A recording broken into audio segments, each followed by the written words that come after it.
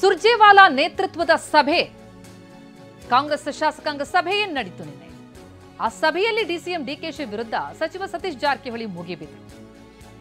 ಕಚೇರಿ ನಿರ್ಮಾಣಕ್ಕೆ ಸಚಿವರು ಶಾಸಕರ ಆಸಕ್ತಿ ಅಗತ್ಯ ಅಂತ ಡಿಕೆ ಶಿವಕುಮಾರ್ ಹೇಳ್ತಾರೆ. ಜೊತೆಗೆ ಹೆಬ್ಬಾಳ್ಕರ್ ಸಚಿವೆ ಆದಮೇಲೆ ಡಿಸಿಸಿ ಕಚೇರಿ ಕಟ್ಟಡ ಬೆಳಗಾವಿಯಲ್ಲಿ ನಿರ್ಮಾಣ ಆಯಿತು ಎನ್ನುವ ಡಿಸಿಎಂ ಮಾತಿನಿಂದ ಸಚಿವ ಸತೀಶ್ ಜಾರಕಿಹೊಳಿ ಕಸಿವಿಸಿಕೊಂಡರು. ನಿನ್ನೆ ಸುರ್ಜೇವಾಲಾ ಸಭೆಯಲ್ಲಾದಂತಹ ಘಟನೆ ಇದು.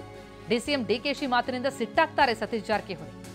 ಡಿಸಿಸಿ ಕಚೇರಿ ಕಟ್ಟಡಕ್ಕೆ ಜಾಗ ಕೊಟ್ಟಿದ್ದ ರಮೇಶ್ ಜಾರಕಿಹೊಳಿ.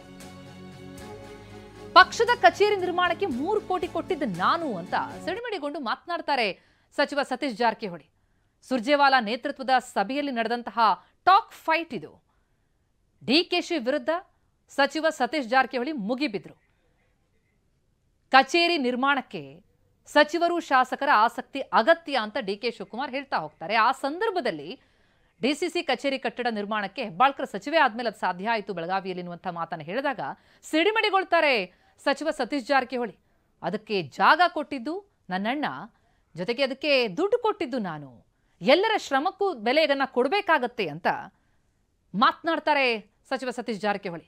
ಬಹಳ ಬಿರುಸಿನ ಮಾತಾಯಿತು. ಆಗ ನಂತರ ಸುರ್ಜೇವಾಲಾ ಎಲ್ಲರನ್ನ ಸಮಾಧಾನಗೊಳಿಸೋ ಪ್ರಯತ್ನ ಮಾಡಿದ್ರು.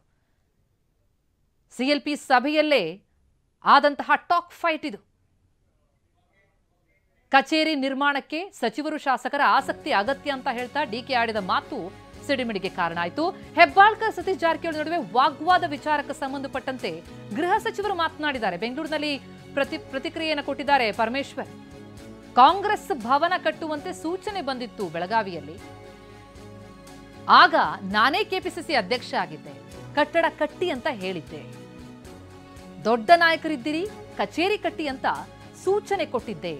ಗೃಹ ಸಚಿವ ಪರಮೇಶ್ವರ್ ಅವರ ಪ್ರತಿಕ್ರಿಯೆ ಇದು. ನಾನು ಅಧ್ಯಕ್ಷನಾಗಿದ್ದಾಗ 45 ಲಕ್ಷ ರೂಪಾಯಿ ಹಣ ಕೊಟ್ಟಿದ್ದೆ.